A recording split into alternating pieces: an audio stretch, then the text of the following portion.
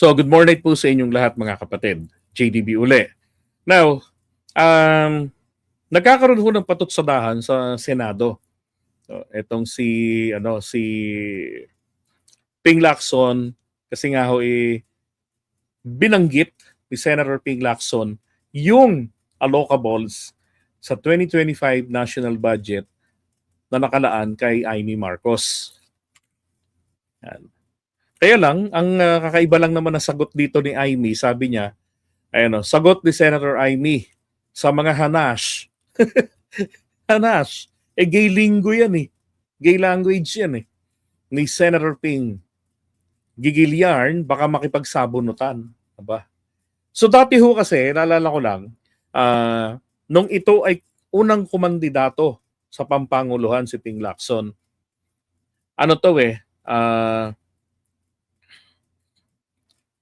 Nagkaroon ng issue na si Ping Lacson kasi 'di ba ang kulay niya ng 'di ba MMDA, hinandle niyang MMDA during the time of ERAP. Ang nangyari doon, kulay pink yung mga paligid, yung kalsada, 'di ba? Tapos yung EDSA tinaniman ng vine plant na kulay pink yung bulaklak. Ganon. Yung yellow sa kalsada na dapat reflectorized ay naging pink. So, meron din siyang picture na lumabas noon nung nasa PMA siya na nakadamit pang babae at payat siya. Ay, sabi naman ng iba, ng mga PMAer, normal na nangyayari yan. Minsan mapaglalaruan ka doon sa loob ng mga opisyales. But it doesn't mean na bading ka. Okay? Si Ping kasi, sa itsura niya na maputi, parang mistisuhin, pag minake-upan mo, maganda.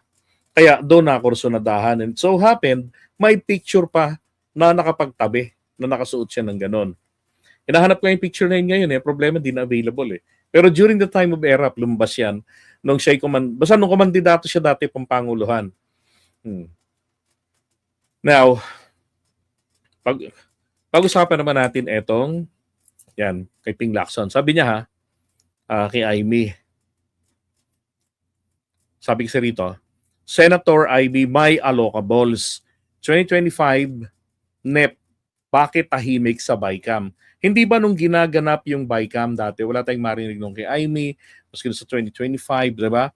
Pagka nung nagkaroon na ng abiriya na sinasabi na yung daw blank pages, tapos pilit pinalilitaw ng mga bobong kongresista, nagsisiwalat noon, pinipilit nila ungab na madami pa daw doon. Sila Torny Vic, ngaw-ngaw na merong, kumbaga ang Pangulo binigyan na ng blank check, bahala na kayong magpresyo. Diba? Binobobo yung mga DDS. Ginagawa nilang mga mangmang na akala nila yung mga DDS na matatalino, hindi nakakaintindi na na ano ang relasyon ng GAA report, ng BICAM report sa GAA. Kala nila hindi alam ng mga DDS yun. 'Di ba? Ginagalit nila. Kaya pinipilit nila na kung may blanco sa report, may blanco din dun sa pinirmahan ng Pangulo. And take note, ang nakalagay doon na may nakitang blanco naman talaga. Ako nga yung unang vlogger na nagsabi sa inyo na totoo na may blanco.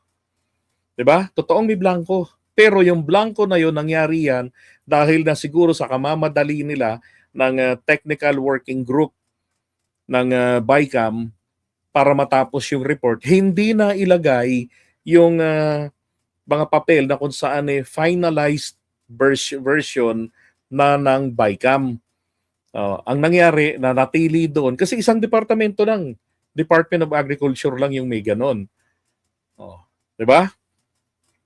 Ngayon, pagtapos noon, si Amy nagsasabi, hindi ko pipirmahan, hindi ako pipirma kasi may mga blank pages.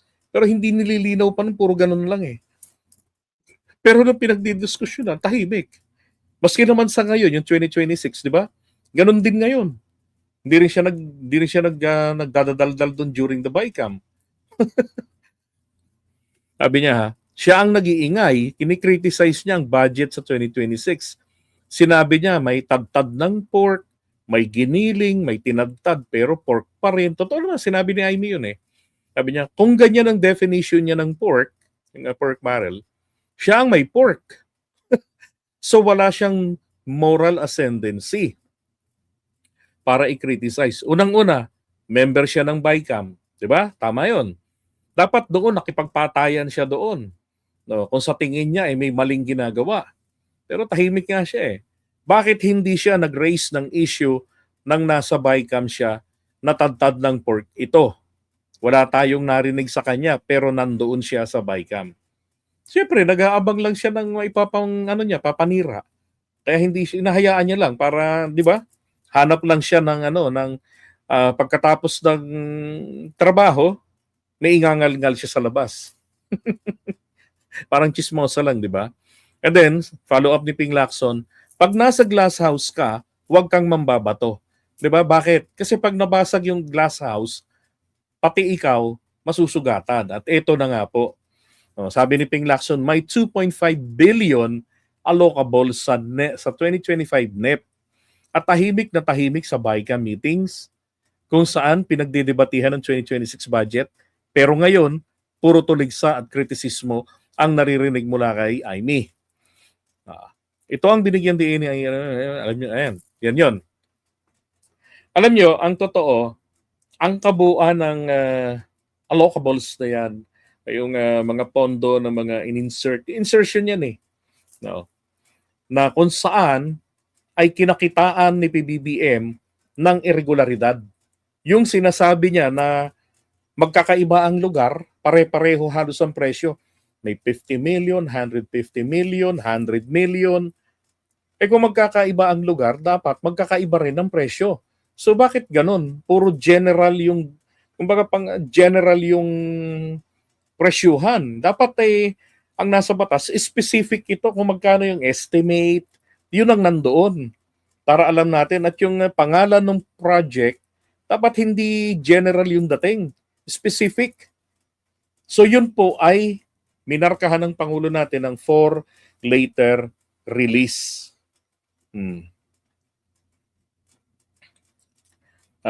Inuunahan na niya na kunwari malinis sila dahil pag nagbalikan siya pwede niyang gawin escape ang salitang politics lang yan. Tama. Diba? Inupolitika lang ako ni Ping.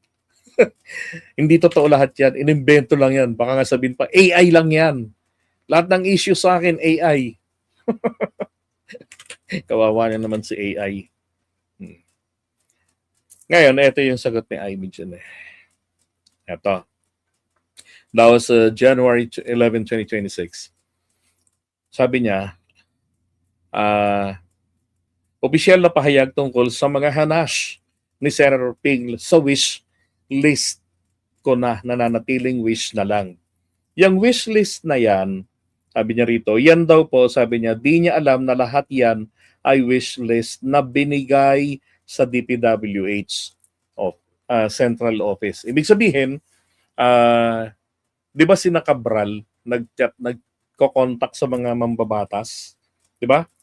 So kung ano yung gusto nila na another example, eto si Sandro na humarap sa ICI. Nagsubmit ng kung ilang kahon ng mga dokumento na pinatutunayan niya na meron siyang mga insertions. Pero hindi ghost. Kasi sabi niya, ito yung mga ni-request sa aking opisina ng mga punong barangay. So ang ginawa naman niya ngayon bilang mambabatas ay ipinasa niya sa DPWH. Kaya pagdating ng NEP, nasa NEP. So ito ganun din, nasa NEP. Alright? So ganun yung nangyari. Kaya lang, ang irregularities dito na nasa NEP, yun nga yung inayawan ng Pangulo. Halatang pagnanakawan ang proyekto. Magkakapareho ang presyo, magkakaiba ang location, definitely magkakaiba ang specifications and demands para sa scope of works. Yung kay Sandro, naisagawa, nagawa yung mga proyekto, may mga dokumento siya at pinasa sa ICI. Yung kina Amy Marcos, yung 2.5 billion niya, hindi na po na-release ni PBBM. Kapag nakawan ba yung 2.5 billion na allocables niya? Hindi po. Kasi nga hindi ni-release ni PBBM. At doon, naaasar si Amy. Hindi nga niya kinikriticize yan nun eh. Noong bandang kalagitnaan ng 2025, di niya kinikriticize yan. Hinihingi niya pa nga na yan ay ma-release na. Now, pero tuloy muna natin to. Sabi niya, medyo nakakatawa siya. Di niya alam na lahat yan ay wishlist na binigay sa DPWH Central Office.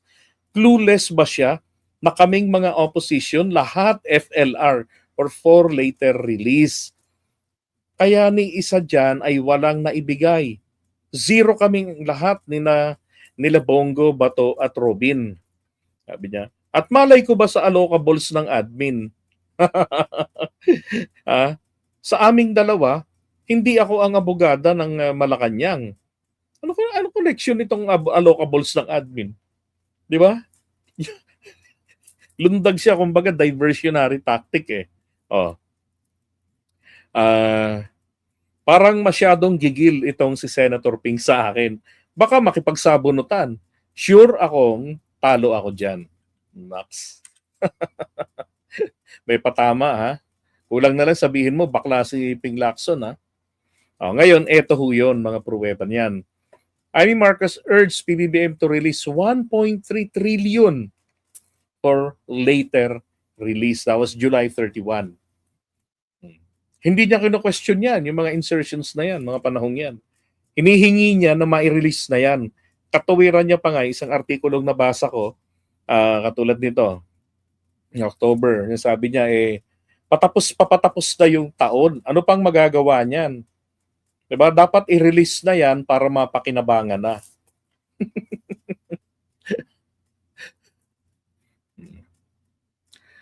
So ito pa.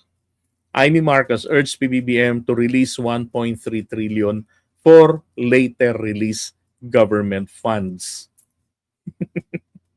Ayaw nga ni PBBM eh. Ang gusto ni PBBM dito, i-release niya. Basta yung mga proyektong nandoon na pinagdududahan niya, ay makikita niya na haharap yung proponent sa kanya, i-justify ito na yan ay totoong proyekto. Ito yung mga naghiling, ito yung mga paggagamitan, ito yung budget para dyan. Nire-release niya. Kaya naman, balikan ko lang to saglit. Saan na yun? Ito, sabi rito, less than 1/3 of 4 later released funds under DPWH or blah, ganyan, have so far been released this year.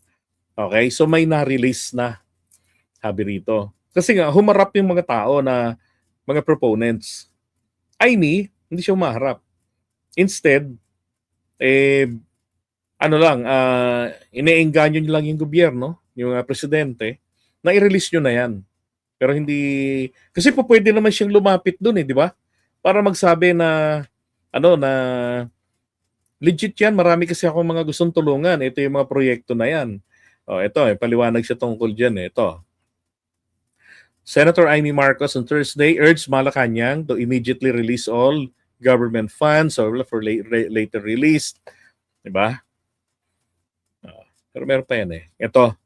Huwag na natin, that was July 31, huwag na nating patagalin at tenggahin ang proyektong talagang para sa tao. Ibigay na ang mga pondong naka-FLR. Yan, upang matapos na at di masayang ang mga proyekto at maripaso ang mga dapat maripaso.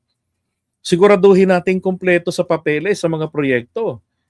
Yung totoo at hindi mga walang kwentang ghost projects. Nats. Yun. Ito pa. Sabi niya, opo, marami akong gustong tulungan at pagbigyan. Ngunit lahat ng proyekto, tulong sa ibang sangay ng gobyerno at mamamayan, insertion man ang itawag nila o institutional amendment, hindi ako pinagbigyan. Okay, so totoo, wala siyang pakialam doon sa sinasabing insertion, amendments, like in the case of Riza Ontiveros. Diba? Na tinira-tira nito ni hindi naman to siguro intensyon ni Katunying na siraan si Risa Ontiveros. Ang pagkakamali niya lang, nabigo siyang ipaliwanag sa unang bahagi ano ang ibig sabihin ng insertion. Bakit hindi naman lahat ng insertion masama? Depende na yan sa pagkagamit. 'Di ba? Hindi niya na ipaliwanag doon. Sinundan pa ng mga na nakagamit kasi siya ng, alam ko may picture pang lumabas doon na yung pinakikita mga poste-poste, 'di ba? Na may mga nakahalamang tumubo. Na obviously pagka nakita mo 'yun, iisipin mo talaga ghost project or abandoned project ninakaw ang pera. Since nung ni-research natin 'yon, alam niya hindi pa pala talaga nagsisimula yung proyekto, kakabidding pa lang at yun ay covered court ang gagawin sa tabi ng eskwelahan. Yung eskwelahang tabi noon, malamang yun yung ghost project na halatang nakaraang mga ilang taon na yun nangyari dahil puro kalawang na yung bakal at pininturahan na ng primer na pula. Oh, para at least kahit pa paano may proteksyon. 'Di ba? Pareho yung nangyari dun sa Super Health Center sa Marikina. Na poste at mga damo ang nadatnan. Oh. Yun. So rito okay pa sa kanya yung institutional amendment Eto, sabi niya, hindi siya pinagbigyan doon sa kanyang mga hinihingi. Basta galing sa akin, ang sagot nila ay FLR.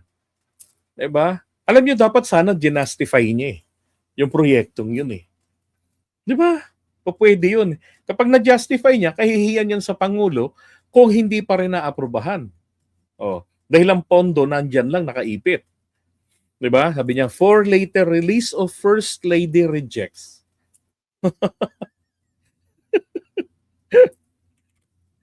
Diba? Kita yung kaloko. Ito yung sabihin ba natin na napikon etong si Amy Marcos doon sa pagpatol na ginawa sa kanya dito ni Ping Lacson dahil kung tutuusin, aminin na natin, marami tayong kababayan lalo na sa mga Marcos loyalists at sa mga DDS na ang tingin pa rin kay Amy ay anghel. Okay? Na lahat ng mga pinaggagawa niya ay bahagi lang ng isang grand strategy. Ayaw niyang masira yung kanyang imahe sa kanila. Ito namang si Senator Ping Lacson, sa asar sa kanya dahil kung ano-anong pinagsasabi. Nasabi si Naimi, meron pa rin niyang pork, hindi pa rin ito, ganito, ganyan-ganyan. Di ba? Alam niyo, isang pangit na ugali ng leader yan pagka ganyan Maghahanap ng maichichismis sa taong bayan. Rather than during the battle, ay nakipaglaban na sana siya. Di ba? Dapat ganun Ayaw mo yan, nakikita merong pork. Sabi ko nga sana kinalaban ni Amy doon yung unprogrammed appropriations. Yung UA na siyang posibleng maging ugat na naman ng problema ng Pangulo katulad ng ginawa ni Ralph Recto sa pera ng PhilHealth. 'Di ba?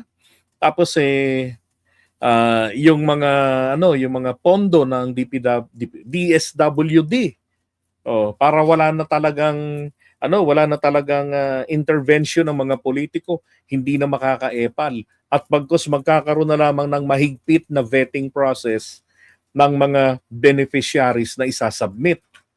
Di ba?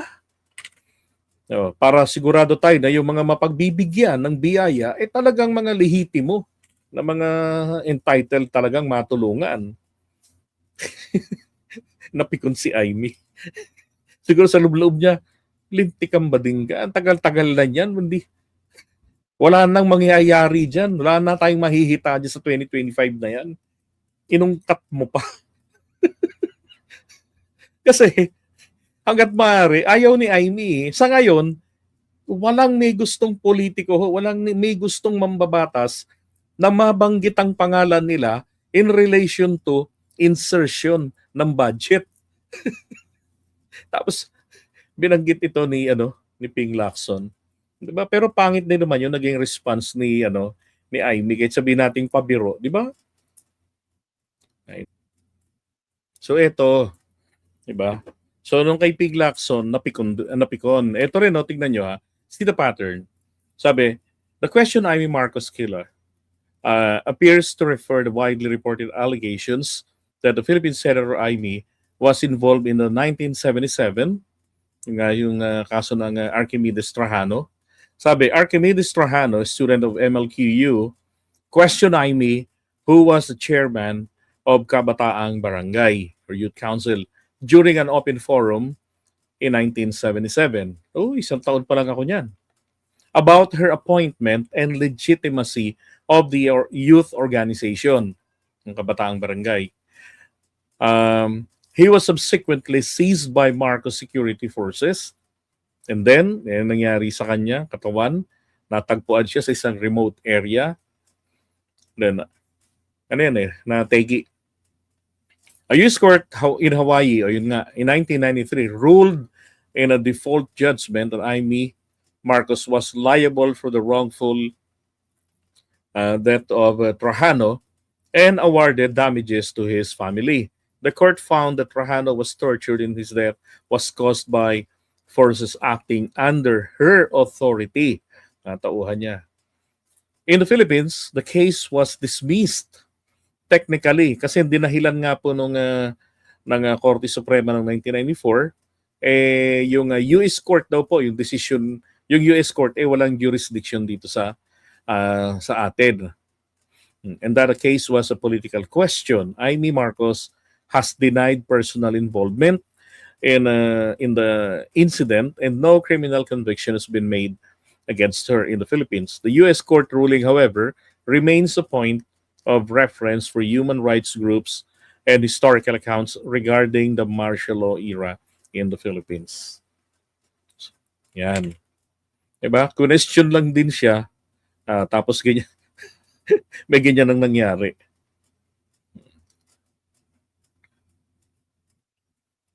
Sinisiraan niya rin ng Blue Ribbon Committee, di ba? Salbahe talaga eh. Yan. Good morning po. Sunshine Tengson. And shoutout po, ma'am.